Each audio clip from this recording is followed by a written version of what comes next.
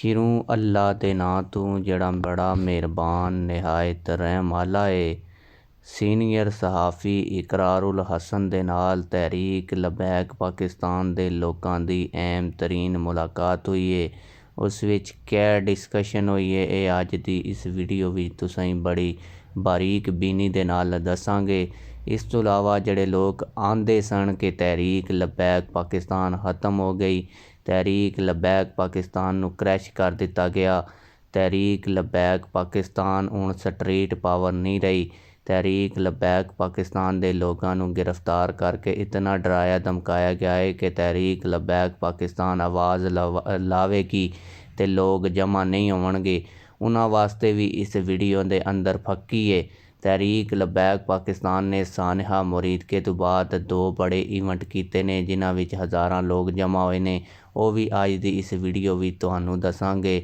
ਲੇਕਿਨ ਵੀਡੀਓ ਸ਼ੁਰੂ ਕਰने ਤੋਂ ਪਹਿਲਾਂ ਇਹ ਗੁਜ਼ਾਰਿਸ਼ ਹੈ ਕਿ ਵੀਡੀਓ की लाइक करो, चैनल की सब्सक्राइब करो ताकि हर नवीं आने वाली वीडियो तुसें बर वक्त ਲੱਭਣੀ रवे। पहले तो उन्होंने फक्की देंदे आ ਜਿਹੜੇ ਆਂਦੇ ਸਨ ਤਹਿਰੀਕ ਲਬੈਕ ਪਾਕਿਸਤਾਨ ਇੱਕ ਦਹਿਸ਼ਤਗਰਦ ਜਮਾਤ ਏ ਤੇ ਗੁਲ ਪਲਾਜ਼ੇ ਨੂੰ ਅੱਗ ਲੱਗੀ ਤੇ ਤਹਿਰੀਕ ਲਬੈਕ ਪਾਕਿਸਤਾਨ ਦੇ ਕਾਰਕੁਨਾਨ ਤਹਿਰੀਕ ਲਬੈਕ ਪਾਕਿਸਤਾਨ ਦੇ ਰਜ਼ਾਕਾਰ ਜੈਸਾ ਕਿ ਤੁਸੀਂ ਵੀਡੀਓ ਵਿੱਚ ਵੀ ਤੱਕ ਰਹੇ ਹੋ, ਉਹ ਸਭ ਤੋਂ ਪਹਿਲਾਂ ਲੋਕਾਂ ਨੂੰ ਬਚਾਉਣ ਵਾਸਤੇ ਉੱਥੇ ਪਹੁੰਚੇ ਤੇ ਕੁਝ ਲੋਕਾਂ ਨੂੰ ਉਹਨਾਂ ਰੈਸਕਿਊ ਵੀ ਕੀਤਾ। ਅੱਗ ਬੁਝਾਉਣ ਵਿੱਚ ਉਹਨਾਂ ਨੇ ਰੈਸਕਿਊ ਟੀਮਾਂ ਦੀ ਮਦਦ ਵੀ ਕੀਤੀ, ਰੈਸਕਿਊ ਟੀਮਾਂ ਨੂੰ ਖਾਣਾ ਵੀ ਖਿਲਾਇਆ।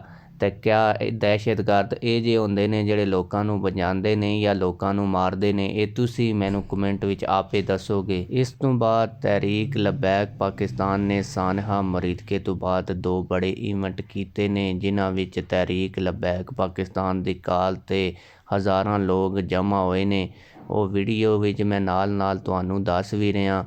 ਇੱਕ ਤਹਿਰੀਕ ਲਬੈਕ ਪਾਕਿਸਤਾਨ ਦੇ ਕਾਰਕੁਨ ਜਿਹੜੇ ਜੇਲ੍ਹ ਵਿੱਚ ਸ਼ਹੀਦ ਹੋ ਗਏ ਸਨ, ਰੋਜ਼ੀ ਖਾਨ, ਉਹਨਾਂ ਦੇ ਜਨਾਜ਼ੇ ਵੀ ਤੁਸੀਂ ਤੱਕ ਸਕਦੇ ਹੋ ਕਿ ਤਹਿਰੀਕ ਲਬੈਕ ਪਾਕਿਸਤਾਨ ਦੀ ਕਾਲ ਤੇ ਹਜ਼ਾਰਾਂ ਲੋਕ ਜਮ੍ਹਾਂ ਹੋਏ। ਇਸ ਤੋਂ ਇਲਾਵਾ ਤਹਿਰੀਕ ਲਬੈਕ ਪਾਕਿਸਤਾਨ ਦੇ ਮਰਕਜ਼ੀ ਸ਼ੂਰਾ ਦੇ ਰੁਕਨ, ਮੁਜ਼ਾਕਰਾਤੀ ਕਮੇਟੀ ਦੇ ਰੁਕਨ ਡਾਕਟਰ ਸ਼ਫੀਕ ਅਮੀਨੀ ਸਾਹਿਬ ਦੇ ਚਾਚਾ ਸਾਹਿਬ ਦਾ ਇੰਤਕਾਲ ਹੋਇਆ। ਉਸ ਵਿੱਚ ਵੀ ਤਹਿਰੀਕ ਲਬੈਕ ਪਾਕਿਸਤਾਨ ਦੇ ਲੋਕਾਂ ਦੀ ਸ਼ਿਰਕਤ ਤੁਸੀਂ ਤੱਕੋ।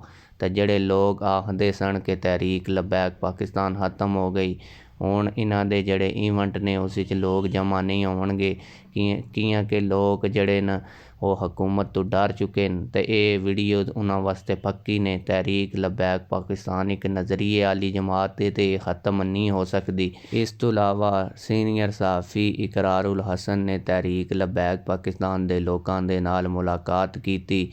ਤਹਿਰੀਕ ਲਬੈਕ ਪਾਕਿਸਤਾਨ ਨੇ ਗੁਲ ਪਲਾਜ਼ੇ ਵਿੱਚ ਅੱਗ ਬੁਝਾਉਣ ਵਾਸਤੇ ਜਿਹੜੀ ਰੈਸਕਿਊ ਟੀਮਾਂ ਦੀ ਮਦਦ ਕੀਤੀ, ਜਿਹੜੀ ਲੋਕਾਂ ਦੀ ਮਦਦ ਕੀਤੀ, ਉਸ ਦਾ ਉਹਨਾਂ ਨੇ ਸ਼ੁਕਰੀਆ ਅਦਾ ਕੀਤਾ।